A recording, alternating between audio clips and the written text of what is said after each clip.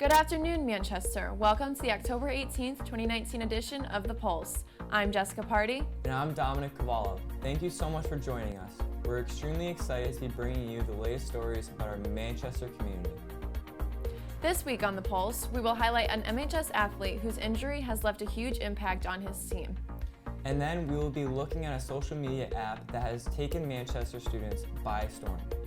We have all this and much more on this edition of The Pulse. From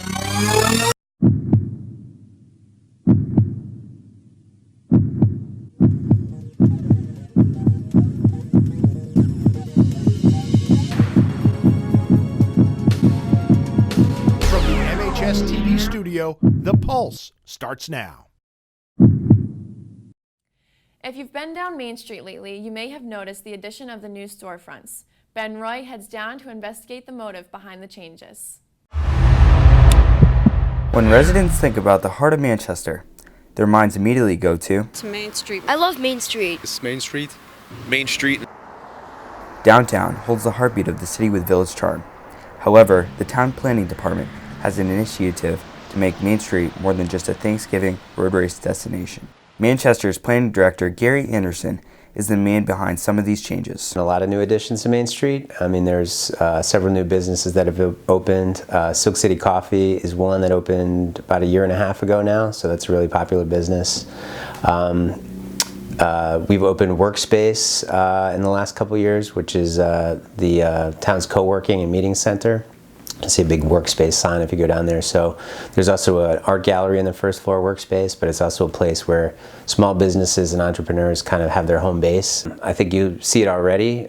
Places that generate a lot of foot traffic are places that you see a lot of people in and out of. So that could be retail or that could be restaurants. Silk City Coffee in particular, there's a lot of foot traffic associated with that.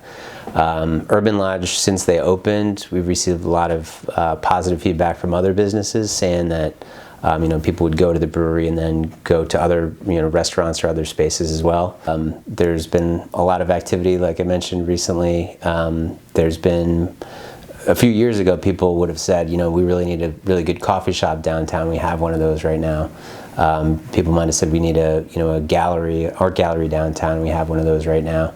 So I think, as a town, we're trying to respond to what the residents want, what they want to have in a downtown. People from the Manchester community are looking forward to these changes to our beloved Main Street. Although the changes that have been made in Main Street have been drastic, the community is hopeful for its future, as they know it's changing in the right direction. From The Pulse, this is Ben Benjamin reporting. Even though I've always loved Main Street, I'm excited to see some of the new improvements made to one of Manchester's most visited areas. Similar to Main Street, the MHS football team has recently made some changes as well. After an injury to their starting quarterback, Adrian Parker, the team has been forced to change their starters and their outlook on the season. Emily Madden discovers the deep impact Parker's injury has been made on the team. Football, a traditional American sport that brings friends, families, and strangers together as one. Adrian Parker is the varsity quarterback here at MHS on our very own football team, until disaster struck.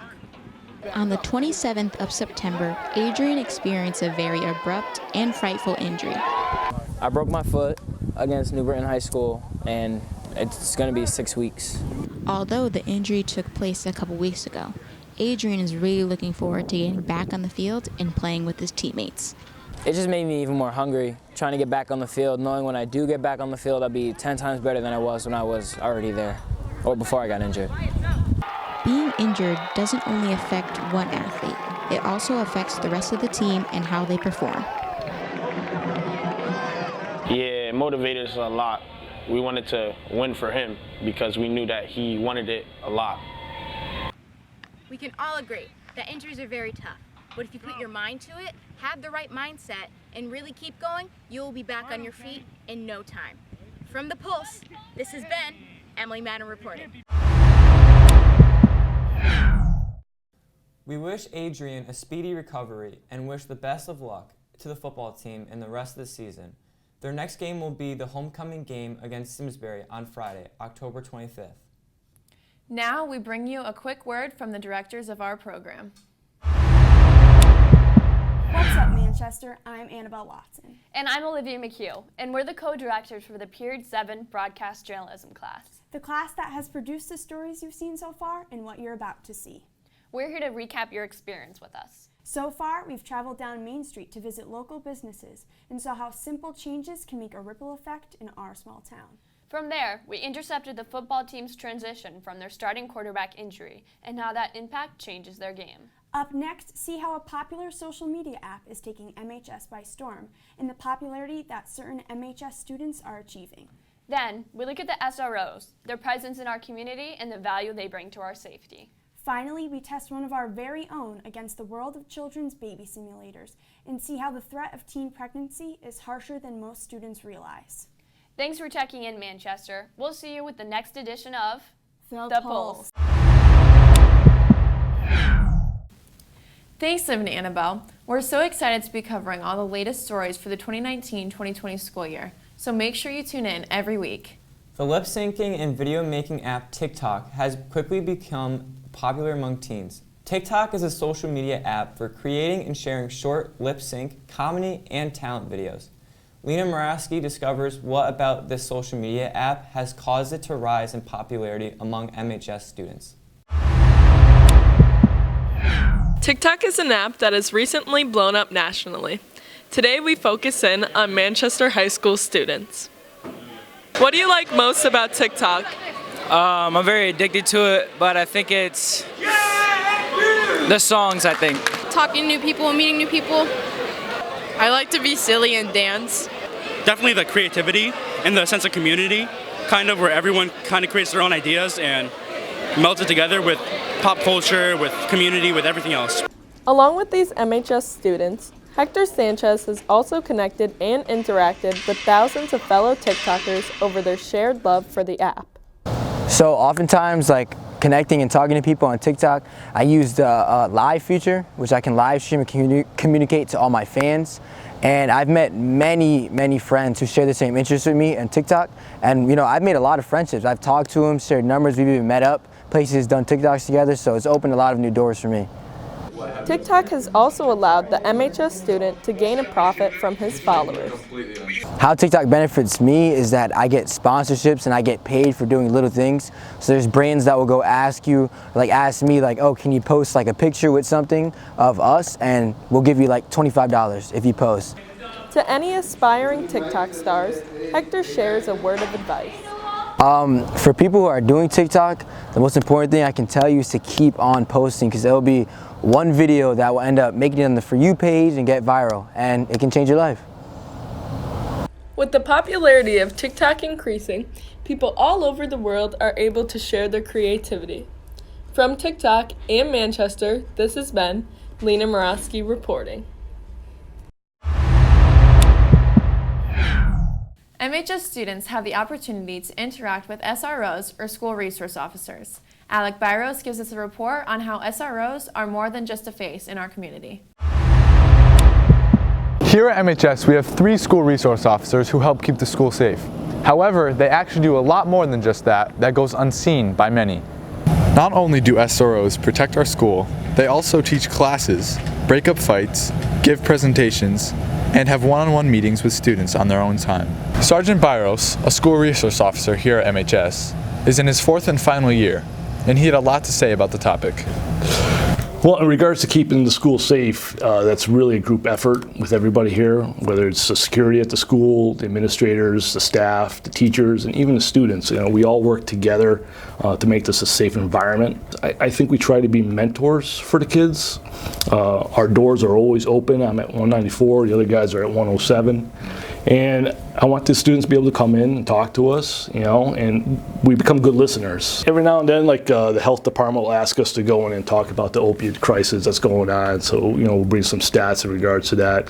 Classes that talk about careers. So we'll go there and talk about what it takes to become a police officer, the steps that you have to do, and maybe even some of the things that maybe you don't want to do as a juvenile or, you know, an adolescent, and say, hey, listen, you got to be careful what you do out there, because they may look at that later on. So yeah, we go, we talk to kids, and there is some interest in becoming a police explorer. We have that program. It's great for us as police to be in a community, you know, where our kids go to school, and so when we're outside after working here, they can see us out there in the streets, and hopefully we have a good rapport with them and they remember us from the high school. Just like many other students, junior Connor Gleason has been helped by SROs in multiple ways. In my intro to EBSA class this year, we had 2 SROs come in and they taught us about their careers and stuff that we wouldn't learn just, like an English class or something. Besides like keeping our school safe, they seem like they actually want to talk and get to know our students, which is nice. It's clear to see that our boys in blue do a lot more than just protect MHS. Next time you see them in a hallway, give them a smile and nod. From Manchester High School, this has been Alec Byros reporting. Of course, I was promised a box of donuts. I don't see them anywhere, but I'll be waiting for those. Big thanks to the SROs who not only protect us, but also bring a positive attitude to the school. The World of Children class is a popular elective among MHS freshmen. However, it is typically a female-dominated class. So, we challenged Sean Moriarty and JT Weeks to take on the baby simulator and experience the tough reality of teen parenting. In 2017, almost 200,000 children were born to teen mothers. Motherhood at any age often proves to be one of life's most difficult experiences. Teens are less equipped for parenthood, and as a result, its challenges can seem even more insurmountable. Here at MHS, the World of Children class sends students home with a lifelike baby doll, computer-controlled to simulate almost every aspect of taking care of a baby, to render the changes brought on by being a teen parent all the more real. Over the course of a night or a weekend, students must treat the doll as if it were a living, breathing human child, with their success in this pursuit being scored by the computer. This might seem like one of the most daunting assessments given by a high school class, but where others might see a deterrent, I see an invitation. I know I would not make for just a great dad. I would make for the best dad. And to prove it, I took home one of the robot babies alongside a camera to document my experience. First, I met with Mrs. Doherty, who teaches the World of Children class, to prepare myself for my night as a dad. First, we want to get the baby ready. So you have 2 diapers in here. So go ahead. All right, we'll go yellow. Go ahead. All right. So now the baby needs clothes. So we're going to put the outfit on. Okay, so you're going to take the outfit and go ahead and put that on the baby. Have you ever dressed an infant before? I've never touched a baby before. Okay, so most importantly, when you pick up the baby, you always have to support the neck. At all times. So when you're holding the baby, you're supporting the neck. When you're feeding the baby, so let's give it a try. Wait, do I have to hold it with my hand, or can I just kind of? However you feel comfortable, as long as you're supporting the neck. If I go like this on my phone? This is honestly going to be a fun 24 hours, I'm not going to lie. After receiving world-class training from Mrs. Doherty, I was ready to start my day as a new teen parent. We got the baby! Let's go, let's go, let's go! Injury to the starting quarterback, Adrian Parker. The baby didn't actually turn on until 3, so I had a good hour after school with my new son. I decided to take him around MHS, and then we headed home. Unfortunately, 3 o'clock came a bit too fast for me, and I was not prepared at all for what was about to happen with me and my new son. The peaceful times were over. Instead, chaos. It's making a noise. It won't stop crying. Oh, it could be his diaper.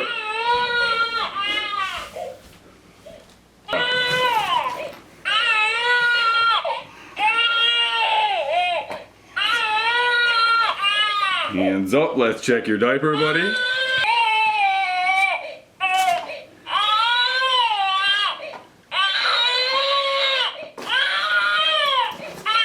What is going on? It stopped. You're making cute noises. Yes, yes, make the cute noises, make the cute noises. Oh my gosh, please, please, please, please. I connected to it, oh my gosh. I'm the best dad ever.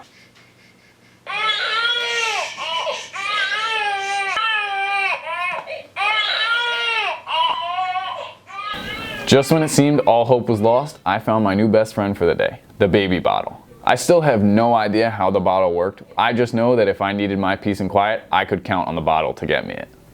Oh, I'm sorry. Is he being too loud?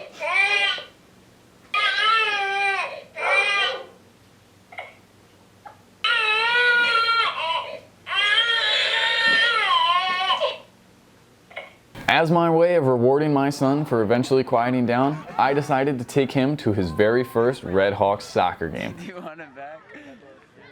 Give him a kiss.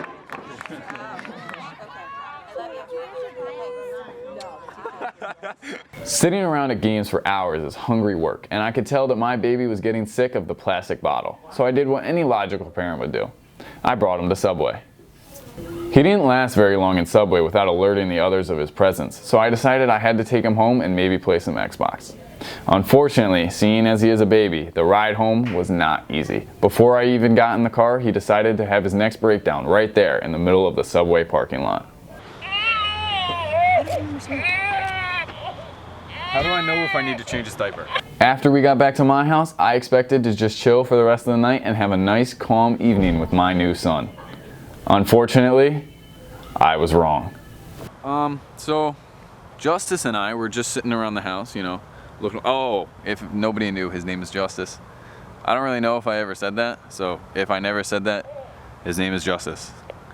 Everybody meet Justice. So we were just chilling around, sitting at home. This little guy looks over at me and he's just like, hey, you know what I really want to go do right now?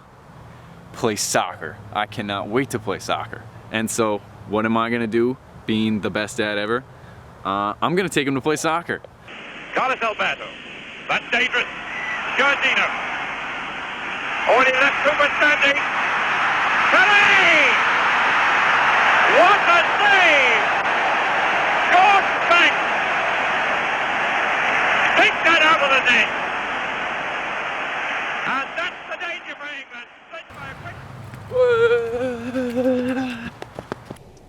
So Justice and I just got done playing some soccer.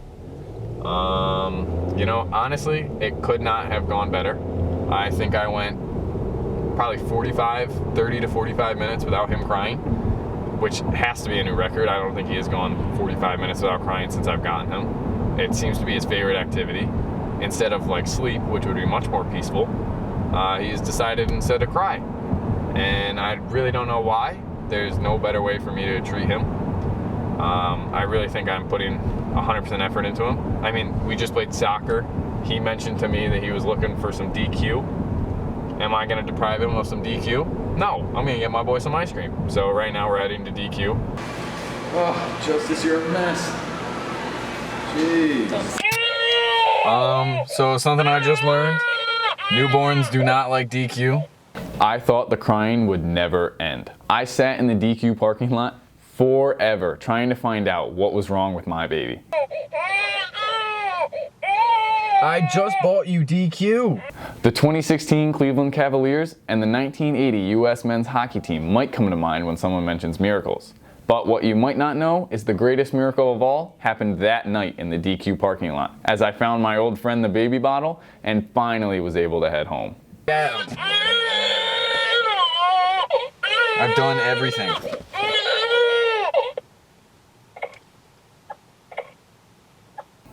Finally, as Justice and I headed to my room at the end of the night, I realized my day was over. I got Justice ready for bed, and he was so tired he fell asleep without turning the lights off. So, me being the good father I am, I decided to gift him a pair of sunglasses in case the lights were too bright. The next morning was very sad for me, as I had to say goodbye to someone that I had gotten to know so well. But apparently, from what Mrs. Doherty was telling me, it sounded like I did a pretty good job with the baby. All head support, no wrong position, no rough handling. I was never intending on showing anyone what my final grade was on this project because I knew that my skills as a dad were far better than any test score could tell me. But when Mr. Larson found out I got a 54 out of 100 on this project, he made sure the viewers of The Pulse would know. From The Pulse, this has been JT Weiss reporting. The World of Children class teaches important skills that both girls and boys should have. Special thanks to Mrs. Doherty for allowing us to borrow one of the simulators for the night. Well, that's all the time we have for you today, Manchester. Join us next week for more student-created stories on the Manchester community. If you have any story ideas you think should be included in our next program, email Mr. Larson at b11elars@mpspride.org. If you can't wait to see more broadcast journalism at MHS, follow us on Twitter at MHSRedProd and on Instagram at MHS_television. To look at our past work, check out our website at www.mhstelevision.com and tune in next week to see the first edition of Flyby Sports, as well as the process of preparing a homecoming float. I'm Dominic Cavallo. And I'm Jessica Party, and this has been The Pulse.